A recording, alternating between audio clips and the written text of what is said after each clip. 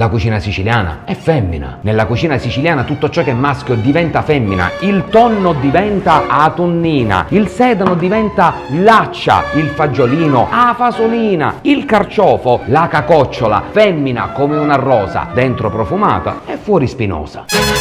La caponata è femmina, l'arancina è femmina. Dice, ma allora perché c'è chi lo chiama arancino? Ci provano, d'altronde un maschio ci prova sempre con una femmina. La panella femmina va a braccetto con la crocchè, che ha la forma del genitale maschile, ma per noi femmina deve essere. Infatti non l'abbiamo mai chiamato cazzillo, ma cazzilla.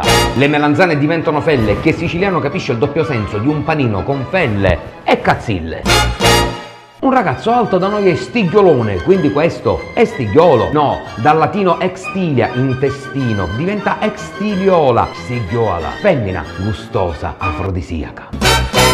La cucina siciliana era già avanti nel mondo dei diritti e la frittata l'abbiamo chiamata frocia, e non facendo riferimento alla volgare parola, ma perché nella frocia le uova non devono essere stracotte ma fluide, quindi dal latino floxa, fluida, frocia. Insomma, la cucina siciliana è femmina perché la femmina è come il sale, se manca lei nulla ha sapore. E forse è per questo la rovina dell'uomo. Ma l'uomo, senza questa cucina, è rovinato. E la mia casa è Piazza Grande.